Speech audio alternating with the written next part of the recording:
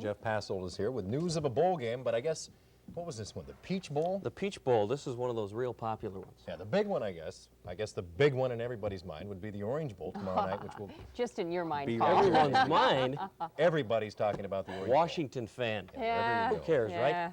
Okay, it was Purdue and Virginia who went bowling today, facing one another in a Peach Bowl down in Atlanta. The score from that one, Virginia won it 27-24. We have some highlights. A come-from-behind win for Virginia. Purdue started off strong, though, with quarterback Jim Everett leading the attack. Everett hit Marty Scott with a 12-yard touchdown pass late in the first half, and the Boilermakers led 24-14 at halftime. But Virginia came back in the second half. Their quarterback, Mikowski, went over from the 1-yard line on the quarterback sneak, cutting Purdue's lead to 24-21. Then, a pair of field goals from Virginia's Kenny Standham won it. The final from Atlanta, Virginia 27, Purdue 24. Coming up tomorrow in college bowl action, 3 games here on Channel 11. At 12:30, you'll see the Fiesta Bowl, 15th rated UCLA taking on 13th ranked Miami and Bernie Kosar in that one down at Tempe, Arizona. Then at 3:45, the granddaddy of them all, the Rose Bowl from Pasadena, California, with 5th ranked Ohio State taking on 14th ranked USC. And then at 7 in the evening, the Orange Bowl from Miami, Florida, 2nd ranked Oklahoma facing, what is that other team? Anyway, they're 10-1. And that game could decide the national championship. All those games coming up tomorrow here on Channel 11. Tonight at the Met, the North Stars close out 1984, and the way things have been going, it couldn't have come at a better time. 1984 has been a nightmare for the North Stars, not so much the end of last season, but instead what has happened this season.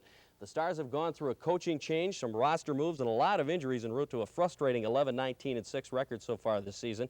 A year ago at this time, they had 40 points with 18 wins, 14 losses, and 4 ties, so they're 12 points behind that pace. Tonight's opponent, the New York Islanders, are still one of the premier teams in hockey. The Isles have 41 points so far in 84, but the North Stars will try to make that total carry over into 1985. We'll have highlights from the Met tonight at 10. Since it's Monday, it means it is time once again to check who stands where in our News 11 high school polls. So let's roll them. We start off with boys basketball. White Bear Lake is still on top. Minneapolis North, number 2.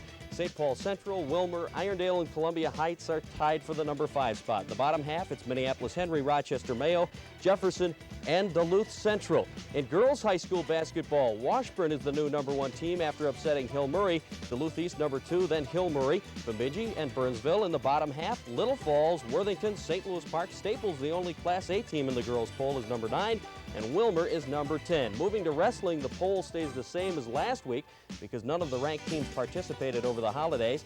Apple Valley, Staples, Anoka, Hibbing, and Forest Lake are in the top 5. The bottom 5, Albert Lee, Owatonna, St. Michael, Albertville, Adrian, and Wayzata.